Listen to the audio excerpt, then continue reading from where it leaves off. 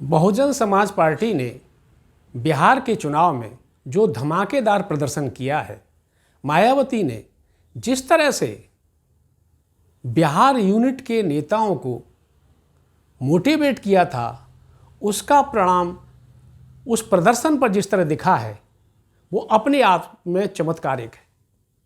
किसी को ये उम्मीद नहीं थी कि मायावती इस बार अकेले चुनाव लड़ रही हैं, बहुजन समाज पार्टी अकेले चुनाव में उतर रही है और इतना बड़ा प्रदर्शन करेगी कि महागठबंधन का खेल ही खराब कर देगी। आपको ताज्जुब होगा सुनकर, वाकई महागठबंधन को जितना नुकसान पहुंचाया मायावती ने, किसी ने नहीं पहुंचाया। ये प्रदर्शन भले ही उनको एक सीट मिली हो, बिहार में बहुजन समाज पार्टी का सिर्फ एक प्रत्याशी जीता है, लेकिन जो प्रदर्शन है वो ये बता रहा है कि आने वाले दिनों में बसपा बिहार में एक बड़ी ताकत बनकर उभरेगी। कैमूर जिले की रामगढ़ सीट से सतीश यादव चुनाव जीते। हालांकि वे सिर्फ 30 वोट से चुनाव जीते, लेकिन वो लड़ाई अपने आप में बेहद महत्वपूर्ण थी।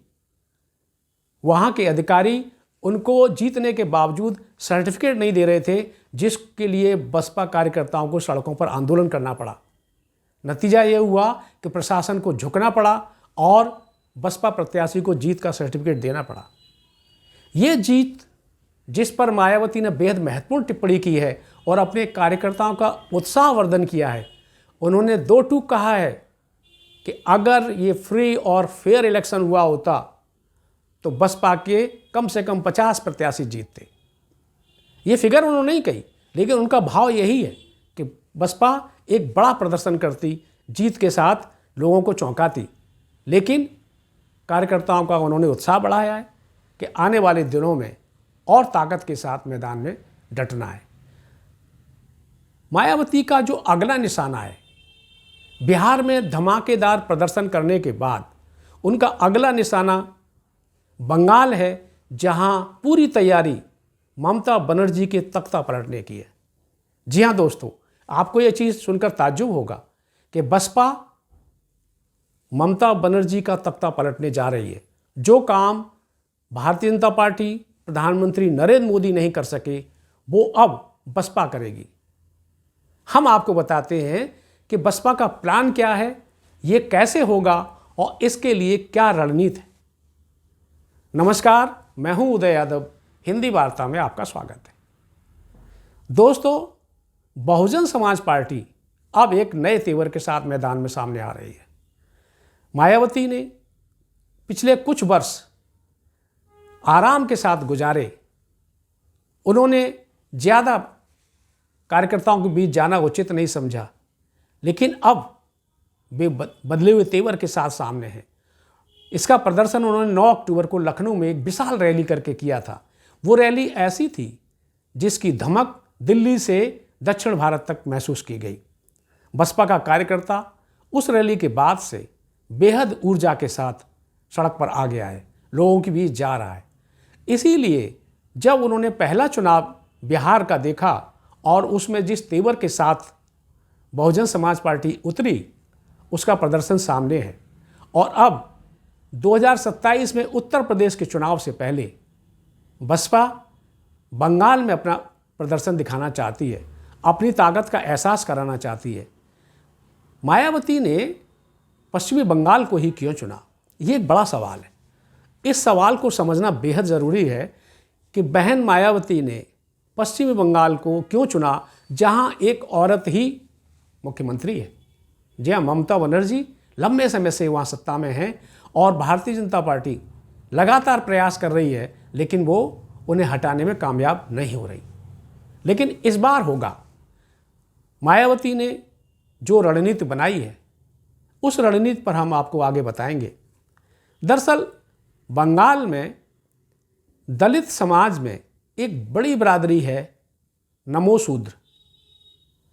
नमो शूद्र जो हैं वो मूल रूप से पूर्वी पाकिस्तान में रहते थे, लेकिन जब देश का बंटवारा हुआ और पूर्वी पाकिस्तान में जो स्थितियां बनी, उसके बाद से कुछ लोगों का पलायन करके पश्चिम बंगाल में आना शुरू हुआ।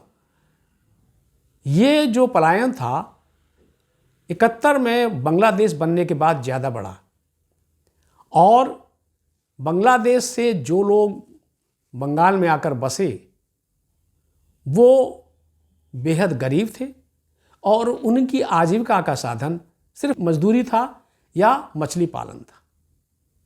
इस समाज को जो नमोशूद्र कहलाता है, मतुआ भी कहते हैं। इस मतुआ समाज को जागरूक करने के लिए कई आंदोलन भी चलते रहे हैं, जिसमें हरिचांद ठाकुर एक समाज सुधारक थे जिन्होंने इस आंदोलन को आगे बढ़ाया और मतुआ समाज को शिक्षित बनाने के लिए, छुआछूत दूर करने के लिए और समाज में गैर बराबरी मिटाने के लिए उन्होंने बहुत लड़ाई लड़ी। उसके बाद गुरुचांद ठाकुर आगे आए, लेकिन स्थिति में बहुत ज़्यादा बदलाव नहीं हुआ। शिक्षा के प्रति ये लोग जागरूक तो हुए, स्कूल कॉलेज खोले गए, लेकिन नौकरियों में इनकी भागीदारी बहुत कम है। मायावती इस समाज पर बहुत पहले से नज़र रखी हुई है। उन्हें मालूम है कि इस समाज का सुधार तभी हो सकता है जब बसपा सत्ता में आए। बसपा अगर सत्ता में आती है तो दलित समाज की हिस्सेदारी बढ़ती है। ये हर राज्य में देखा गया है और उस समाज को आगे बढ़ने, अपने बच्चों को अच्छी शिक्षा दिलाने, नौकरियों में हिस्सेदारी करने में सहूलियत रहती है। अब बसपा ने लक्ष्य बनाया है कि बंगाल में इस मतुआ समाज में अपनी पैठ बढ़ानी है। मतुआ समाज के लोग पहले वामपंथी दलों के साथ जुड़े हुए थे, लेकिन 2011 में इस समाज ने टीएमसी के साथ अपना नाता जोड़ा। ममता बनर्जी के लोगों ने इन्हें अपने साथ जोड़ना शुरू किया, तो आज ये लोग ज़्यादातर टीएमसी के सदस्य हैं, उनके साथ ही अपना हिस्सेदारी चाहते हैं।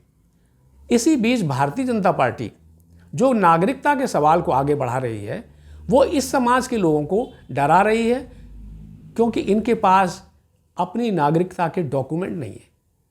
ये ज़्यादातर लोग बांग्लादेश से आए हैं और इनकी ज़मीन और बाकी संपत्ति वहीं हुआ करती थी। जब ये लोग आए, इनके काफ़ी रिश्तेदारियां भी वहाँ हैं, उनका यहाँ आना जाना भी रहता है, लेकिन नागरिकता के सवाल पर ये भी घबराते हैं क्योंकि इनके पास पर्याप्त डॉक्यूमेंट नहीं है। इसका फ़ायदा भारतीय जनता पार्टी ले रही है। ममता बनर्जी की जो रणनीति है वो भारतीय जनता पार्टी को टक्कर देने की रही है। वे उन सारे सवालों को बंगाल में उस तरह से नहीं उठाने दे रही जिस तरह से भारतीय जनता पार्टी पूरे देश में कर रही है। लेकिन अब मायावती ने अपने पार्टी के नेताओं को बंगाल में सक्रिय किया है और अगले चुनाव में, मतलब 2026 में जो अप्रैल के आसपास चुनाव होने हैं, उसमें एक बड़ी भूमिका निभाने की तैयारी है। उनका इरादा इस मतुआ समाज को अपने साथ लाने का और पार्टी को एक बड़ी शक्ल देने का है। आपको बता दें कि बंगाल की लगभग 15 लोकसभा सीट और 50 से 60 विधानसभा क्षेत्रों पर मतुआ समाज का प्रभाव है। ये लोग हावड़ा, नादिया, 24 परगना, छोटा परगना, मुर्शिदाबाद और आसपास के कई जिलों में फैले हुए हैं। इनकी बड़ी आबादी है और ये वहाँ हर प्रत्याशी की जीत और हार तय करने में बड़ी भूमिका निभाते हैं। मायावती ने इस बार अपने नेताओं को सीधे इसी मतुआ समाज को अपने साथ जोड़ने का आदेश दिया है। अगर मतुआ समाज बसपा के साथ जुड़ जाता है, मतुआ समाज में बसपा की पैठ बढ़ जाती है, तो ये निश्चित है कि अगले चुनाव में बसपा वहाँ एक बड़ी भूमिका निभाएगी। ये हो सकता है कि 20 से 25 सीटें बसपा जीत ले और वहाँ सत्ता बनाने में किंग मेकर के रूप में आ जाए। अगर बसपा ऐसा कर पाती है तो ये निश्चित है कि अगली बार सत्ता पर उसकी दावेदारी होगी, यानी वो जो चाहेगी वैसा होगा और इससे वहाँ का जो दलित समाज है उसका भविष्य उज्जवल होगा। देखना ये है कि बंगाल में बसपा अपनी तैयारी किस तेवर के साथ और किस लेवल पर करती है, जिसका रिजल्ट आगे देखने को मिलेगा।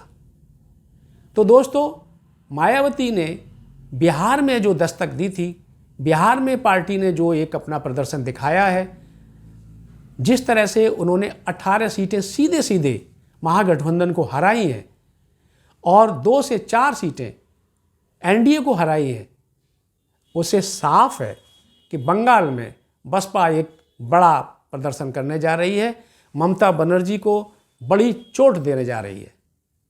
दोस्तों, ये था हमारा आज का विश्लेषण।